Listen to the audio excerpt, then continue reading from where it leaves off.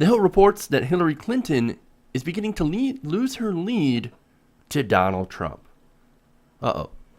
According to a new NBC News SurveyMonkey weekly election tracking poll, Clinton's lead, which had previously been around 8 points, had been cut by about 2 points to around 6. Well, that's not huge. However, it does seem to represent that the fact that Trump really hasn't had that bad of a week. And this is the third such poll that has shown her lead starting to slip and the poll starting to narrow. Let's get to the numbers.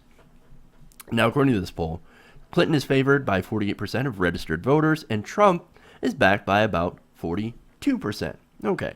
Well, when you include third-party options, like Libertarian Party nominee Gary Johnson and Green Party nominee Jill Stein, her lead shrinks down to 4 points over Trump, 41% to 37%. Now, Johnson has got about 11% support, and Stein has about 5% support. So that's actually a little bit higher. So I'm hoping Jill Stein can get a little bit more traction, just enough to get into the debates, because I think her ideas are really important. It's important for her ideas to be presented. It's also important for Gary Johnson's ideas to be presented. That's why I'm in favor of both of them getting into the debates. Now, you can see that both third-party candidates are taking from both Hillary Clinton and Donald Trump, right, being potential spoilers on both sides. Johnson takes 5 points from Trump, and Stein roughly takes about 7 points from Hillary Clinton. Now, I just want to note that if Bernie Sanders were in the race, they'd probably mostly be supporting him. Just saying. So what about independent voters?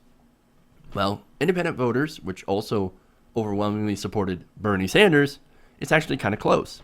Among independent voters, Clinton has a 4-point lead over Donald Trump, 37 to 33%. Now, the poll also finds that 70% of independents who are now backing Clinton had actually supported someone else in the past 6 months. For independents supporting Trump, 64% say the same. So what you're seeing here, according to this survey, is that independents are starting to line up behind the two major candidates as the election gets closer.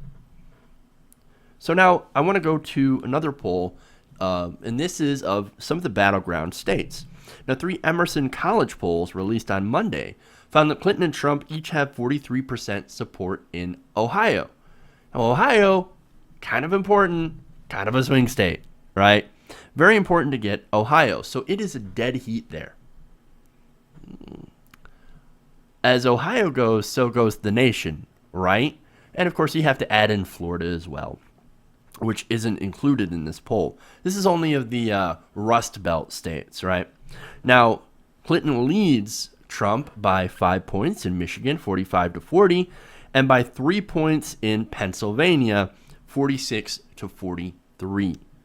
So, what about independents in those states? Well, Trump is doing better among independents in all 3 of them. Pollsters found that he has a 17-point margin over Clinton among independent voters in Ohio. Once again, Ohio, kind of important. He also has a narrow lead in Michigan and Pennsylvania. So she's really got to do some outreach for some of those independents. See, these are important states, right? And the fact that 2 of those are still in play, that's something to be concerned about. And what issue do some of the people in the Rust Belt states feel strongly about? It's one issue. Oh, right. Manufacturing and trade. See, a lot of these states, Pennsylvania, Michigan, hey, I live in Michigan, so I kind of understand what's going on here. A lot of people are pissed about this, about jobs leaving the state. A lot of people are very angry about trade deals like NAFTA.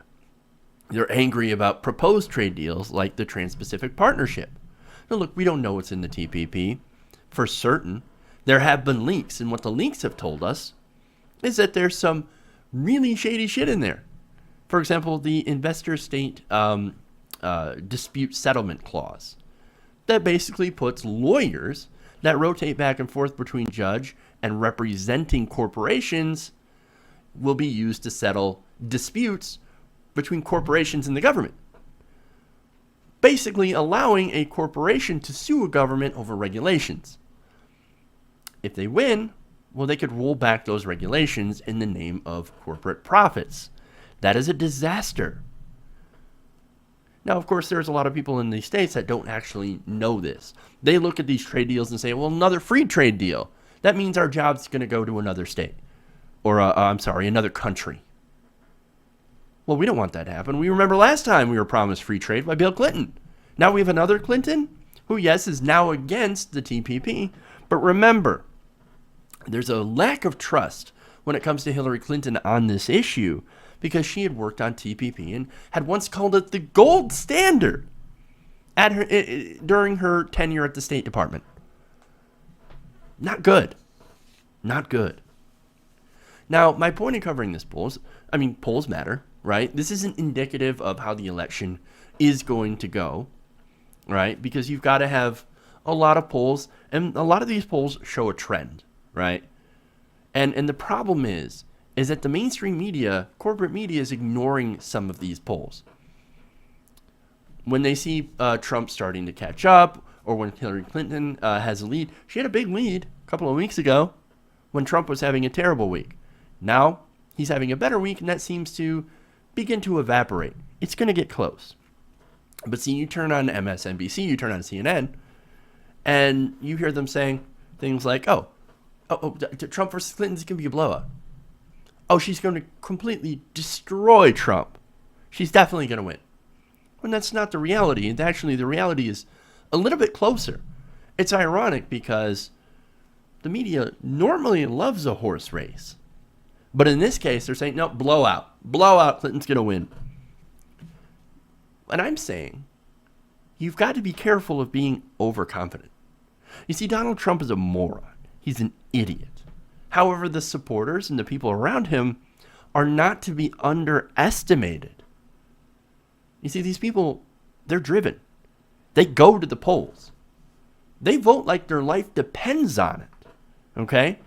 But for liberals, and Democrats, I've got this weird feeling that a lot of those liberals, those Democrats, whatever, who support Hillary Clinton, might look at the media narrative and think, well, you know what? I got it. We got this. And stay home. Look, Clinton isn't exactly lacking in hubris, okay? Not to mention that she's not exactly exciting as a candidate. And that's because she's, in my opinion, a weak, flawed candidate that really doesn't evoke much in the way of enthusiasm. So do I see these people being driven to go to the polls? Not necessarily. Not necessarily. Now, as far as these polls are concerned, well, they matter.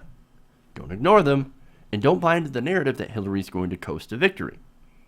Because, at the end of the day, in politics, nothing's guaranteed.